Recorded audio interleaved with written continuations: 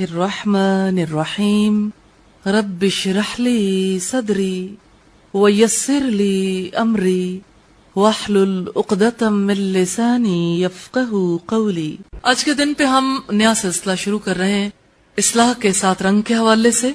اصلاح کے 7 رنگ میں 7 باتیں ہیں جس پر ہم روزانہ تھوڑی تھوڑی بات چیت کیا کریں گے۔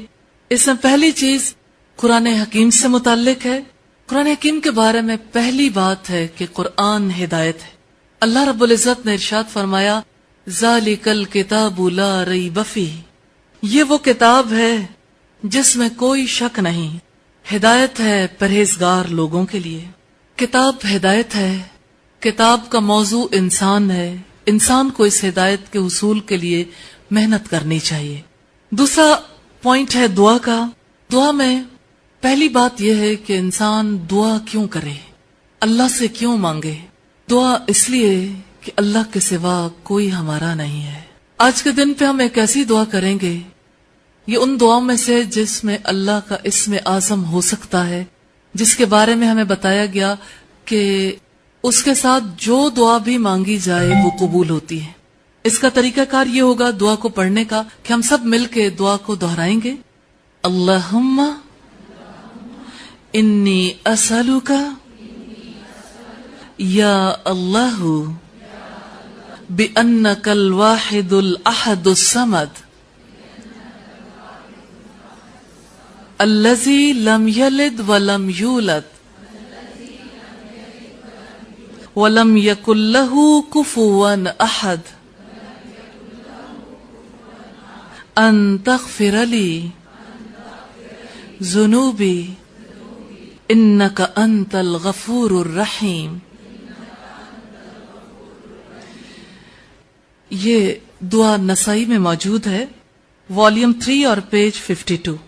ترجمہ ہے اے اللہ میں تجھ سے سوال کرتا ہوں، اے اللہ اس بات کے ساتھ کہ تو یکتا اکیلا اور بے نیاز ہے، جس نے نہ جنا نہ جنا گیا اور نہ اس کا کوئی ہمسر ہے کہ تو میرے لیے میرے گناہ معاف کر دے۔ یقیناً تو ہی بخشنے والا بے حد مہربان ہے۔ بہت ہی خوبصورت دعا ہے، ایک بار پھر اس کو دہرا لیتے ہیں۔ اللہم انی اسألک یا اللہ بأنک الواحد الاحد الصمد الذی لم یلد ولم یولد ولم یکن لہ کفوا احد ان تغفر لی ذنوبی انک انت الغفور الرحیم۔ تیسری بات جو ہم آج کے دن پہ دیکھیں گے وضو کے حوالے سے ہے۔ وضو کے بارے میں رسول اللہ صلی اللہ علیہ وسلم کی بہت پیاری حدیث ہے۔ وضو قیامت کے دن سفید رنگت کا باعث ہوگا، یعنی انسان کے وضو کے اعضاء چمکیں گے۔ حضرت ابو ہریرہ فرماتے ہیں کہ میں نے رسول اللہ صلی اللہ علیہ وسلم کو فرماتے ہوئے سنا، جب میری امت کو قیامت کے دن لایا جائے گا وہ وضو کے آثار کی وجہ سے سفید پیشانی اور سفید اعضاء والی ہوگی، لہذا جو شخص تم میں سے اس سفیدی کو بڑھا سکتا ہو ضرور بڑھا لے، یعنی اچھا وضو کرے اور بار بار وضو کرے۔ چوتھی بات نماز کے حوالے سے ہے۔ نماز کے بارے میں بنیادی بات یہ ہے کہ نماز فرض ہے۔ اللہ رب العزت ارشاد فرماتے ہیں ان الصلاۃ کانت علی المؤمنین کتابا موقوتا، یقیناً مومنوں پر نماز وقت کی پابندی کے ساتھ فرض ہے۔ پانچویں بات اخلاق کے حوالے سے ہے۔ اخلاق کیا ہے؟ 2 چہرے ہیں انسان کے، ایک وہ جو اللہ نے تخلیق کیا، یہ خلق ہے، ایک وہ جس کے لیے انسان خود ایفرٹ کرتا ہے، یہ خلق ہے، اسی کا نام اخلاق ہے۔ جو چہرہ دنیا میں لوگوں کو دکھتا ہے وہ اللہ کی تخلیق ہے، جس چہرے کی وجہ سے ہماری شناخت ہے وہ ہمارا اخلاق ہے، اللہ کے یہاں جس کی وجہ سے ہماری شناخت کل کی جائے گی۔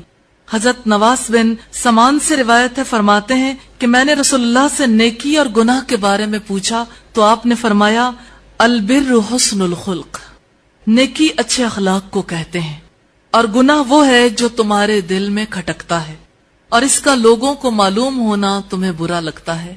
اخلاق میں 2 چیزیں خاص طور پر انڈر ڈسکشن آتی ہیں، ایک اچھے اخلاق اور دوسرے برے۔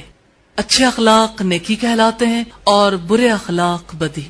تو نیکی وہ ہے جو انسان کرے تو دل کو کنٹینٹمنٹ ملے، اور گناہ سے ہمیں نیکی کا بھی پتہ چلتا ہے۔ گناہ کے بارے میں آپ نے فرمایا جو تمہارے دل میں کھٹک جائے۔ چھٹا پوائنٹ ہے انفاق فی سبیل اللہ کا۔ انفاق کیا ہے؟ خرچ کرنا۔ یہ خرچ عام نہیں ہے، اللہ کی راہ میں اللہ کی خوشی کی خاطر خرچ کرنا۔ انفاق کے بارے میں بڑی بنیادی بات ہے، صدقہ کئی گنا بڑھا کر لوٹا دیا جائے گا۔ آج بھی دنیا میں ہم دیکھتے ہیں، ہم جو کچھ جمع کرنا چاہتے ہیں اس کے بارے میں ہماری خواہش ہوتی ہے وہ کئی گنا بڑھ جائے۔ بینکس بھی اسی مقصد کے لیے بنے، تجارت بھی اسی مقصد کے لیے ہوتی ہے۔ انسان اضافہ چاہتا ہے، اللہ تعالیٰ نے اس کی اسی نیچر کے مطابق اس کو اپیل کیا ہے کہ دیکھو صدقہ جو ہے وہ اتنا نہیں رہے گا، کئی گنا بڑھایا جائے گا۔ اللہ سبحانہ و تعالی نے ارشاد فرمایا، من ذا الذی یقرض اللہ قرضا حسنا، کون ہے جو اللہ کو قرض حسنہ دے تو وہ اسے اس کے بدلے کئی گنا بڑھا چڑھا کر دے گا۔ ایسا مال جو اللہ کی راہ میں خرچ کیا جاتا ہے وہ محفوظ ہے۔ رسول اللہ صلی اللہ علیہ وسلم نے فرمایا، ابن آدم کہتا ہے میرا مال، حالانکہ اس کے مال میں سے اس کا حصہ اتنا ہی ہے جتنا اس نے کھایا، کھا کے ختم کر دیا، پہنا، پہن کے پرانا کر دیا، اور صدقہ کیا تو بچا لیا۔ جو بچ گیا وہ اس کا ہے، جو ختم ہو گیا وہ چلا گیا۔ صدقہ بڑھا چڑھا کر کیسے لوٹایا جاتا ہے؟ حقدار کے ہاتھ میں پہنچنے سے پہلے اللہ کے ہاتھ میں پہنچ جاتا ہے، اور اللہ بہترین عطا کرنے والا ہے۔ ساتویں بات ہے آج کیا کریں؟ قرآن سے ہدایت لینے کے لیے گناہوں سے پرہیز کرنا ہے۔ روزے میں یہ ضرور سوچنا ہے کہ اگر بھوکے رہ سکتے ہیں، کھانا چھوڑ سکتے ہیں، پینا چھوڑ سکتے ہیں، خواہشات کو چھوڑ سکتے ہیں تو گناہوں سے بھی بچ سکتے ہیں۔ حلال چیزوں کو چھوڑنا زیادہ مشکل ہے حرام کے نسبت، تو گناہ حرام ہے، اس لیے انشاءاللہ تعالی اللہ کی ہدایت کے لیے گناہوں سے بچنا ہے۔ دوسری بات یہ ہے کہ نماز وقت پر ادا کرنے کی کوشش کرنی ہے۔ رمضان میں اس کے لیے بڑا اچھا چانس انسان کے پاس ہوتا ہے، نمازوں کی پابندی کرنے کا۔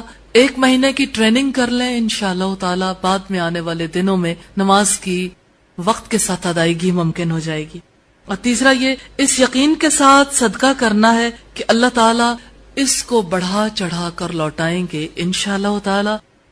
سبحانک اللہم و بحمدک نشہد ان لا الہ الا انت نستغفرک و نتوب الیک الا انت